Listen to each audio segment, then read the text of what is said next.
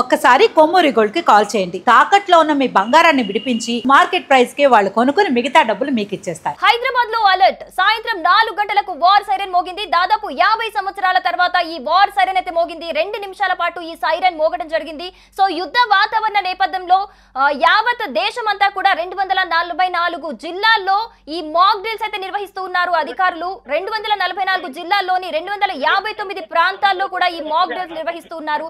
So ఈ మాక్ drills ఎలా జరుగుతాయి, ఈ మాక్ డ్రిల్స్ లో ఏ విధమైన అవగాహన కల్పిస్తారు అనే దానిపై అయితే క్యూరియస్ గా ఉన్నారు పీపుల్. సో ఇప్పుడు ప్రెసెంట్ అయితే మనకి మాక్ డ్రిల్ జరిగే ప్లేస్ నుంచి ప్రేమ్ లైవ్ లో జాయిన్ అవుతున్నారు. మరి ఈ మాక్ డ్రిల్ ఏ విధంగా జరుగుతుంది, అక్కడ ఎలాంటి చర్యలు చేపడుతున్నారు అని ఫుల్ డీటెయిల్స్ మనకు అందిస్తారు. సో ప్రేమ్, అక్కడ సిచ్యువేషన్ ఎలా ఉంది, ఎలాంటి వాటిపైన అవగాహన కల్పిస్తారు? ఫస్ట్ సైరన్ 2 నిమిషాల పాటు మోగుతుంది అన్నట్లుగా తెలుస్తోంది. అసలు డీటెయిల్స్ ఎలా ఉన్నాయి?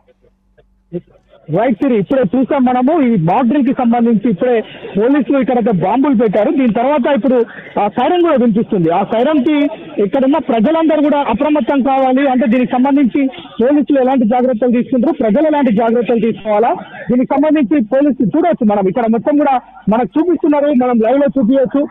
ఏదైతే ఫైర్ కి సంబంధించిన వాహనాలు కావచ్చు, అదేవిధంగా పోలీస్ కి సంబంధించిన వాహనాలు కావచ్చు, సైరన్ కూడా ఇప్పుడు మోగుతుంది. సైరన్ కూడా మోగినప్పుడు వాళ్ళంతా కూడా అలర్ట్ అయితే ప్రజల్లో పెద్ద ఎత్తున చూడొచ్చు. మనం ఎంత వేగంగా యుద్ధం జరిగినప్పుడు ఎంత వేగంగా కదులుతాయి మన వాహనాలు, ఎంత వేగంగా స్పందిస్తారు, ఎంత వేగంగా మన సైనికులు పనిచేస్తారు అనేది మనం ప్రత్యేకంగా ఇక్కడ చూడొచ్చు.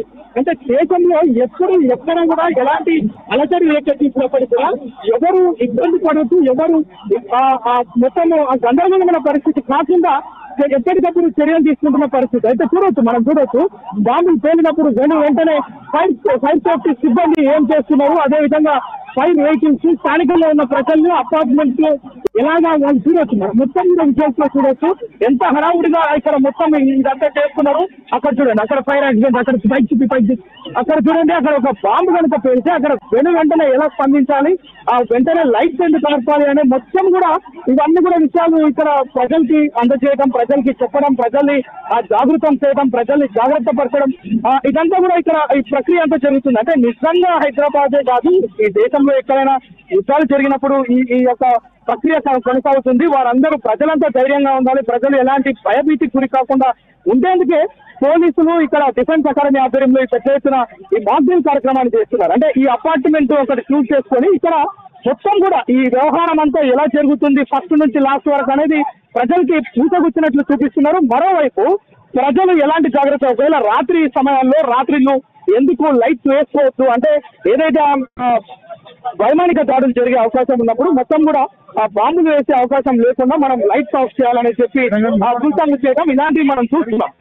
ప్రతి ఒక్కరు సిబ్బంది మొత్తం కూడా పరుగులు ఇక్కడ మొత్తం ఒకరు కాదు, దాదాపు ఎన్సీసీ విభాగానికి సంబంధించిన విద్యార్థులు, స్థానిక ప్రజలను కూడా ఇక్కడ మమేకం చేసి వారు మొత్తం కూడా ఈ మొత్తం ప్రక్రియను మనం చూపిస్తున్నాం.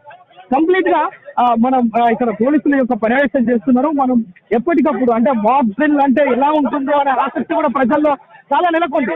మాక్ డ్రిల్ అంటే ఏం చేస్తారు, అసలు యుద్ధం సమయంలో పోలీసులు ఎలా వ్యవహరిస్తారు, లేదంటే వైద్య సిబ్బంది ఎలా వ్యవహరిస్తారు, అదేవిధంగా స్థానికంగా ఉన్న ఉద్యోగులు, ఎన్సీసీ క్యాండిడేట్స్ వీళ్ళంతా ఎలా స్పందిస్తారు అనేది చూసేందుకు స్థానిక ప్రజలు మనం చూడొచ్చు. విజువల్స్ లో ప్రతి అపార్ట్మెంట్ లో మొత్తం కూడా మనం చూడొచ్చు.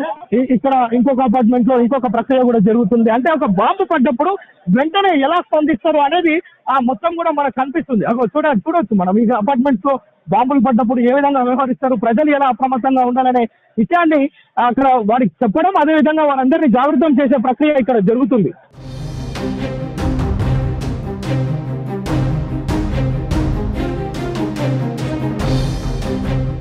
సో రాత్రి సమయాల్లో కూడా ముఖ్యంగా అంటే ప్రతి ప్రజలు ఎందుకు జాగృతంగా ఉండాలి అంటే ఎక్కడ కూడా ప్రాణ నష్టం జరగద్దు, సాధారణ పౌరులు ఎలాంటి ఇబ్బందులు పడవద్దు అనేది ముఖ్య ఉద్దేశంగా కేంద్ర ప్రభుత్వం దేశవ్యాప్తంగా 244 ప్రాంతాల్లో 259 స్థానాల్లో ఈ యొక్క కార్యక్రమాలు నిర్వహిస్తున్నాడు. ఈ మాక్ డ్రిల్స్ మొత్తం కూడా హైదరాబాద్ లో 4 ప్రాంతాలు ఉన్నాయి, వైజాగ్ తదితర ప్రాంతాలు ఏదైతే మొత్తం కూడా తెలంగాణ, ఆంధ్రతో పాటు దేశవ్యాప్తంగా 244 ప్రాంతాల్లో ఈ యొక్క మాక్ డ్రిల్స్ నిర్వహిస్తున్నారు. చూడొచ్చు అంబులెన్స్ కూడా ఎంత స్పీడ్ వస్తున్నాయి, వారికి ఎంత రోడ్డు క్లియర్ చేస్తున్నారో.